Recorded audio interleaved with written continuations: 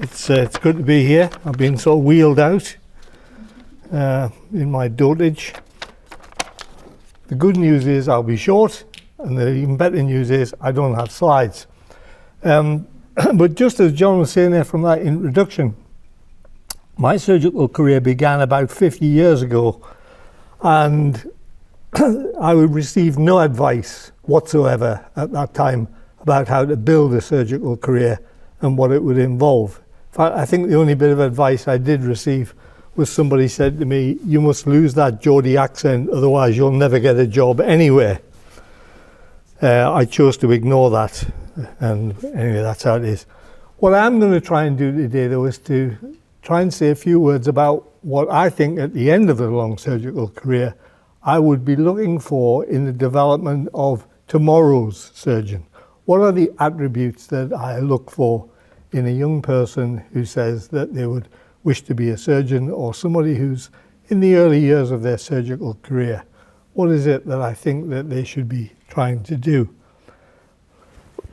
And just by way of analogy, I would ask you to think about that circus performer, the guy who comes along with a long thin stick so high, and he puts a plate on the top of it and he starts spinning the plate around. And that's pretty easy with the first one, but then he gets another stick and another plate and he starts shaking that and the plate spins round. But the first plate, of course, is starting to slow down and in danger of falling off, so he has to go back and do that. And then he has a third one, and now he's having to run a little bit. And each plate, of course, has to be kept going, all at different rates at different times. The good news for you is I think that for a modern surgeon, there are 4 plates that you have to keep spinning at any one time. The first plate is obvious, and that's the development of clinical skills. Quite rightly, this is where the focus of just about everybody who enters a surgical career begins. And I think that in order to have credibility among your peers, among the individuals with whom you will work on a daily basis, and to have credibility with your patients, it's essential that you develop your clinical abilities to the best that you can at the outset of your career. This is not to talk about the development of clinical skills as your career progresses, how narrow you become, which specialty you choose, how deeply you decide to take your knowledge base, how specialized you might become. Simply the plate that has to spin first is the plate that's called clinical skills. The next plate I think that is essential for the modern surgeon is the plate that I would call education and training. I use the two terms not to create any great difference between them, merely to imply that, let's say, training is your education, that education that you receive from your tutors, your peers elsewhere, and your patients. The educational aspect of it, though, is something that you deliver to your patients, your peers, and in fact, I would maintain just about everyone in that multidisciplinary and multi-professional workplace that you are likely to work in for your clinical career. And I see education as something not particularly fancy, but something that you can do on a daily basis and you can share with just about everyone you come into contact with. Whether it's educating your patients about the condition from which they suffer, advising their relatives about how they might cope with it, individuals who are training below you, those who are your bosses even, may need some education in some areas from time to time. The important thing is to develop an educational bent from an early stage. It doesn't have to be formal. This can be something that I think you can use on a daily basis.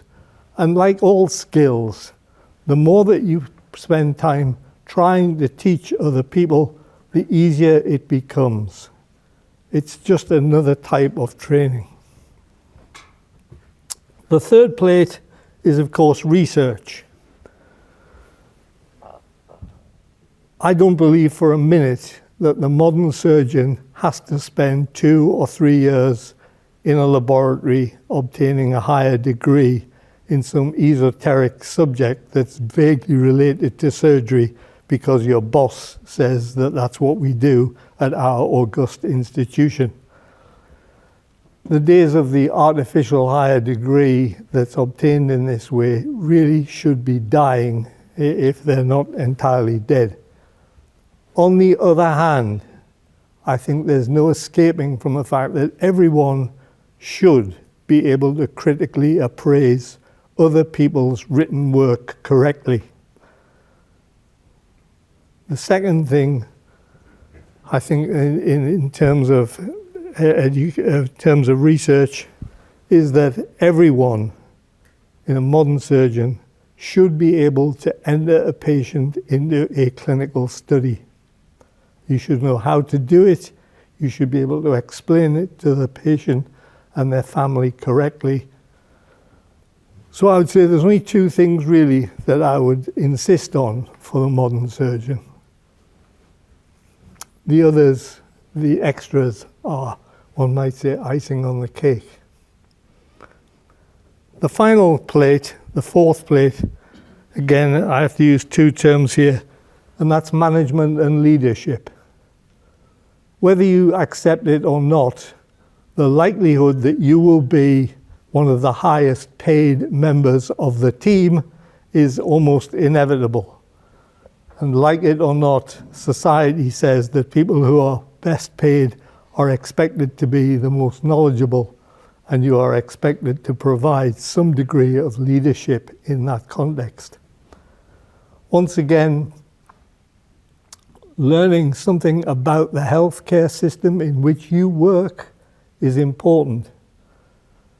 Developing leadership skills requires practice and getting involved in managerial issues so that you become more confident about leadership. You're going to hear separate talks this afternoon about research, about education, about leadership. So I'm not going to spend a lot of time talking about individual aspects of them. Safe to say that as far as leadership itself goes, I think there are just 2 things that you need to ask yourself. If it's suggested to you that you might lead something, ask yourself whether or not you have the knowledge in order to provide leadership in that domain. The second thing is, are you willing to provide that leadership? In other words, do you have the time, the energy, the commitment to execute the responsibilities of a leader in order to do that? As your career progresses, as I say, you need to keep all these 4 plates constantly spinning. At different times, some plates will be spun faster than others. At the outset of your career, I would put it to most trainees that it is this development of clinical skills that's fundamental. But as time goes by, you may choose to jettison some of those clinical skills. Just by way of example, when I was training, my training was in general surgery, so that when I first became a consultant, my operating lists included endocrine surgery, breast surgery, colorectal, upper GI, and HPB, as well as hernias. I was a jack of all trades. As the years went by, of course, I was forced into a decision that said, I will not carry out any more surgery in these domains in order to be able to deliver better care for the domains that I was genuinely interested in. Much the same applies if you look at the development of an educational portfolio. If you enjoy education, then of course there may be greater opportunities for you to spend more time in dedicated educational activities. Some of you will be good at writing. You may choose to write about the teaching and training of the modern surgeon in some format. You may get involved in exams, you might write exam questions. The list is almost endless. But whichever way you look at it, when you spin that plate harder, one of the other plates must slow down. And we're obliged, I think, to jettison, as it were, some aspects of work that we have done in the past in order to make room for new things. And I think this is another important aspect of the modern surgeon. I am not going to talk about work-life balance. I would be the last person on the world, I think, to be able to talk about this with any authority. Sadly, I don't think that I ever got that balance right myself. It may be historic, it may be related to the way in which the surgical training system was at that time, but it's an area that I certainly regret my own time and not getting that balance right. I hardly ever saw my children grow up, and I think that's something that we all understand nowadays, both for family well-being and maybe for our own mental health, that we should pay proper attention to the work-life balance. I think I've said enough. I hope that I've challenged you, but please try and remember, you've got 4 plates to spin, and you've got to keep them all spinning, and you mustn't let one of the plates land on the floor. Otherwise, modern surgery will pass you by. Thanks.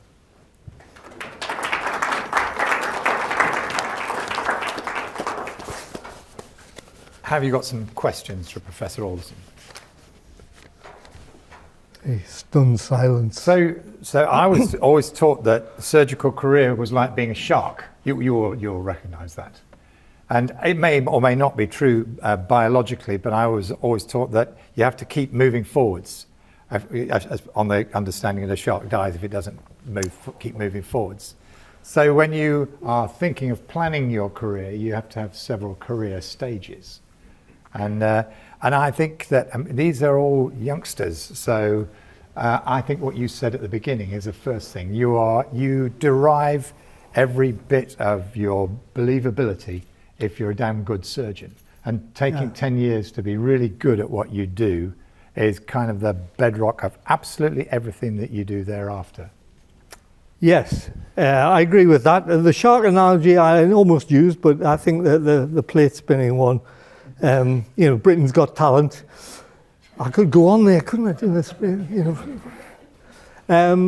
is a good one. But you're right. Sadly, surgeons as a group, you're not going to like this, but we are a highly competitive shower. Surgeons are probably the greatest critics of other surgeons. It's the nature of the beast, I'm afraid to say. And so in one area of clinical practice or another, you must be able to demonstrate excellence. And the nearer you can get to excellence in one of those surgical clinical domains, the better. Now, I don't mean to say that this is being some virtuoso in the operating theatre, because if your judgment in the operating theatre is poor, it doesn't matter how good you are with your hands, you will not get great results. If, of course, your selection of patients for their surgical procedure is poor, you will not get good results. So I've worked for some people who were great choosers of successful outcomes without them being great technicians, but they were highly regarded as clinicians. And just like anything else that we do in life, you must develop your strengths as best as you can and try and cover or objectively do better with the things where you know that you are weakest.